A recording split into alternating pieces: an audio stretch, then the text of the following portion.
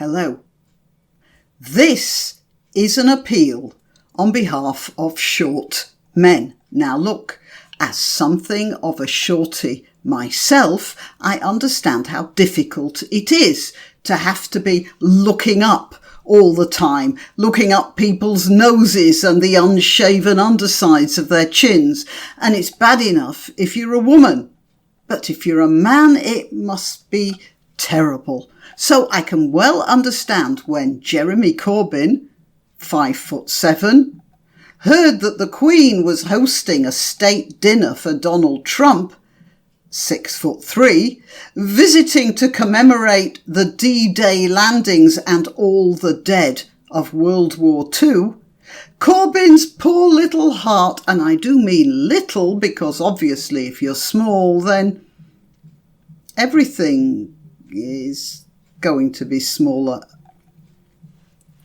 Leave that aside. Anyway, his poor little heart must have sunk in despair as he contemplated the possibility of having to shake Trump's hand and get that embarrassing lift of his jacket corner as his sleeve pulls up, because he'd be practically raising his whole arm to shoulder height like this, which isn't a good look for a man accused of anti-Semitism, I suppose. And then there's the double embarrassment of having to be photographed standing next to Trump.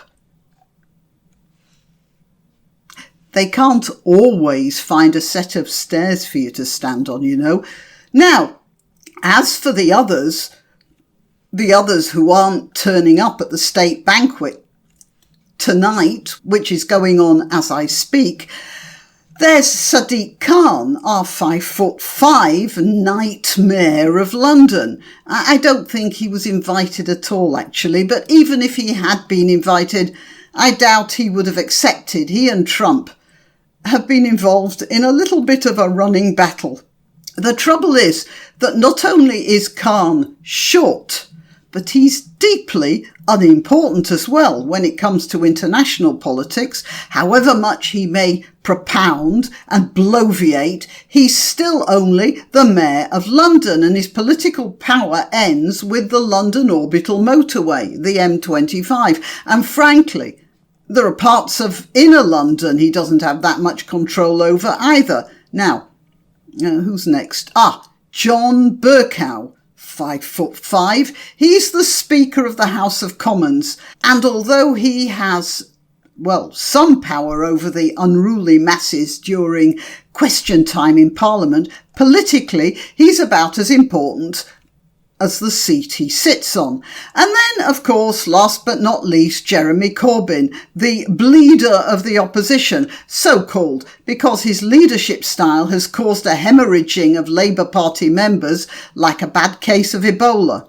Corbyn has flat out refused to attend the dinner. Obviously, he thinks that Trump isn't really enough of a tyrant for his taste. He goes more for the direct murderers, like Hamas chief Khaled Mahal and Venezuela's Maduro, and the powers that be in Iran. He used to work for Press TV, you know. That's the propaganda arm of the Iranian government. And of course, who can forget the IRA?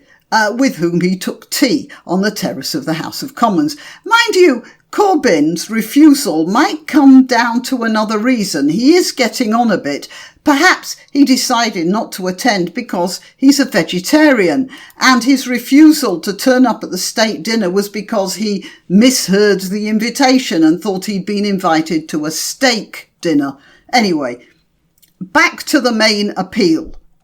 It's hard being a small man when you like to think you're a big one. And then suddenly this true giant comes stomping along, big and orange and totally unconcerned about what you think of him. As Shakespeare had Cassius say, "Why, man, he doth bestride the narrow world like a colossus, and we petty men walk under his huge legs and peep about." And I want you to spare a thought for all the little men mentioned above, who feel just like Cassius felt, and I want you to pity them in their plight as they stay home tonight with their TV dinner for one, or in Corbyn's case, probably a pottage of lentils, and watch TV shows they never usually see in an attempt to distract themselves from the thought that right now there's a glittering banquet going on with all sorts of really important and interesting people all chatting to each other and clinking crystal glasses under gilded chandeliers. As I said, I want you to pity them, because I don't. I reckon they deserve everything they don't get. Meanwhile, welcome to Britain, President Trump. I raise a glass, not to you, but to the men who died during World War II.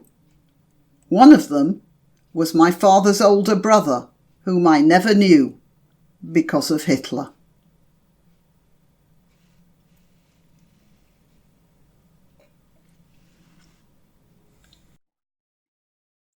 Thanks for listening. Please like and subscribe, and if you wish to donate, click the Subscribe Star link, where you can make a one-off payment or set up a regular contribution, or I have a PayPal account at grannyopteryx@gmail.com. Till next time.